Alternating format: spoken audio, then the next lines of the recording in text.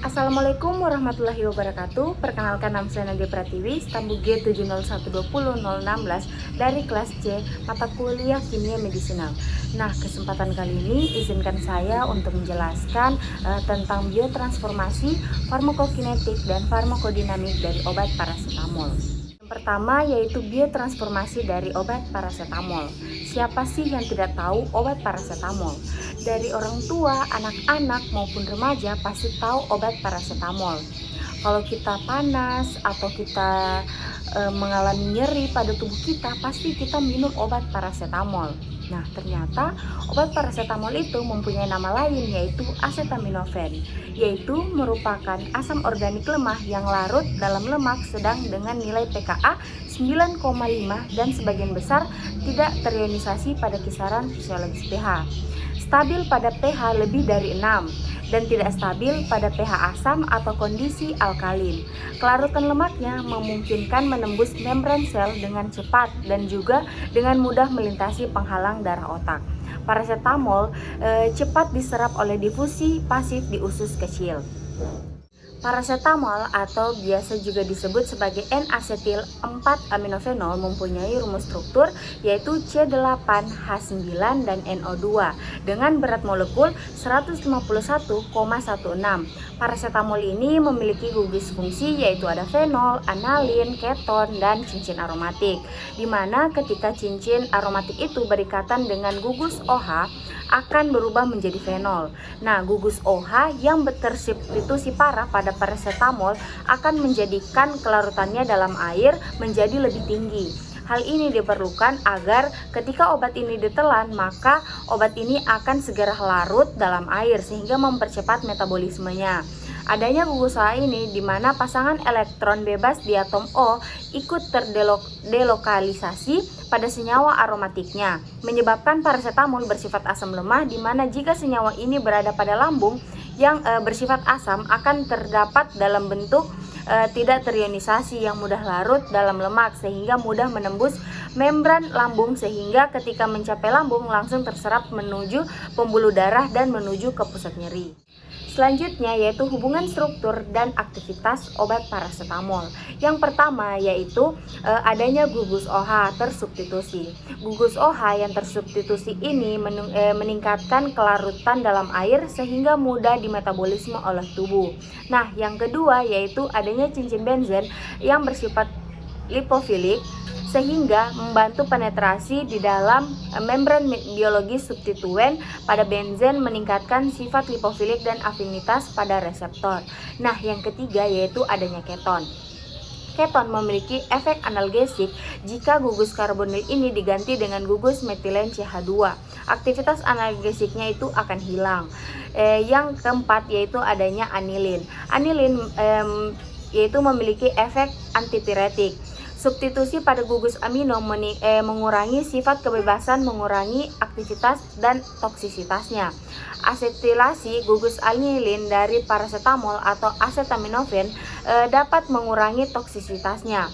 Penggunaan gugus CH3 untuk melindungi gugus karbonil sehingga memperpanjang masa kerja obat sekaligus mengurangi efek pembentukan hidrogen hidroksida H2O2 yang menjadi faktor utama pembentukan methemoglobin. Pemasukan gugus ini bersifat polar seperti gugus karboksilat dan sulfonat ke inti benzen akan menghilangkan aktivitas analgetik. Nah, selanjutnya yaitu farmakokinetik dari obat parasetamol. Yang pertama yaitu ada absorpsi. Nah, obat parasetamol ini dia diserap dengan baik setelah pemberian oral ataupun rektal, terutama diserap di usus kecil dengan penyerapan minimal dari lambung. Penurunan tingkat penyerapan dengan makanan. Waktu untuk mencapai konsentrasi plasma puncak yaitu kira-kira 30 menit hingga 2 jam penggunaan oral. Nah, kira-kira 2-3 jam penggunaan rektal, sekitar 15 menit yaitu melalui intravena. Selanjutnya itu distribusi. Nah, obat parasetamol tadi setelah diabsorpsi dia itu akan didistribusikan secara luas ke sebagian besar jaringan tubuh kecuali lemak, melewati plasenta, memasuki ASI dengan jumlah yang kecil. Nah, volume distribusinya itu kira-kira 1 liter per kilogram pengikatan protein plasma yaitu 10-25%. Selanjutnya, obat tersebut akan dimetabolisme, nah terutama di bagian hati menjadi konjugat sulfat dan glukorinida, sementara sejumlah kecil dimetabolisme oleh CYP2E1 menjadi metabolit hidroksilasi minor, N-asetil-P-benzoquinone imin atau NAPQI yang menjadi konjugasi dengan cepat oleh glutathione dan dinonaktifkan menjadi non-cysteine toksik dan konjugasi asam mecapturic menjalani metabolisme lintas pertama ataupun oral. Nah, selanjutnya obat tersebut akan diekskresi ataupun dieliminasi terutama melalui urin, yaitu 60-80% sebagai metabolit glukuronida, 20-30% sebagai metabolit sulfat, kira-kira 8% sebagai sistein dan metabolit asam merkapturat, kurang dari 5% obat yang tidak berubah. Waktu paruh eliminasi kira-kira 1-4 jam. Selanjutnya yaitu farmakodinamik dari obat paracetamol. Nah, obat paracetamol merupakan salah satu obat NSAID atau non-steroid inflammation drug yang lebih sering digunakan sebagai analgesik ataupun sebagai antipiretik. Nah, obat ini dia dapat menghambat sintesis prostaglandin di otak sehingga efek analgesik dan antipiretiknya yang lebih baik.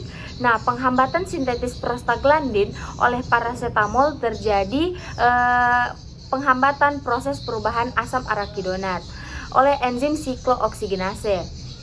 Sel yang mengalami ini akan mensintesis asam arakidonat dan peroksida untuk masuk ke dalam proses inflamasi. Nah, asam arakidonat dimetabolisme oleh dua enzim, yaitu ada enzim lipooksigenase atau LOX dan enzim siklooksigenase atau CHOX. Enzim lipooksigenase atau LOX merubah asam arakidonat menjadi leukotrin yang bersifat bronkokonstriktor dan kemotaksis. Nah, enzim siklooksigenase atau CHOX dia merubah asam arakidonat menjadi prostaglandin, tromboksan dan prostasiklin. Nah, prostaglandin inilah yang metabolit asam arakidonat yang meningkatkan sensitivitas nociceptor sebagai impuls nyeri dapat tercetus. Nah, prostaglandin juga memiliki sifat lain yaitu hepatoprotektor dan vasodilator. Efek analgesik dari paracetamol yaitu menghilangkan atau mengurangi nyeri ringan sampai sedang. Paracetamol itu menurunkan suhu tubuh dengan mekanisme yang diduga berdasarkan efek sentral. Efek antiinflamasinya yang lemah, oleh karena itu paracetamol tidak digunakan sebagai anti-reumatik. Ketika ketidakmampuan paracetamol memberikan efek anti radang itu sendiri mungkin berkaitan dengan fakta bahwa paracetamol hanya merupakan inhibitor siklooksigenase yang lemah dengan adanya perioksida konsentrasi tinggi yang ditemukan pada lesi radang. Nah, paracetamol merupakan penghambat biosintesis prostaglandin yang lemah. Efek iritasi, erosi, dan perdarahan lambung tidak terlihat pada obat ini. Demikian juga gangguan pernapasan dan keseimbangan asam basa. Nah, sekian dari penjelasan saya tentang biotransformasi, farmakokinetik, dan farmakodinamik dari obat paracetamol. Kurang dan lebihnya mohon dimaafkan. Wassalamualaikum warahmatullahi wabarakatuh.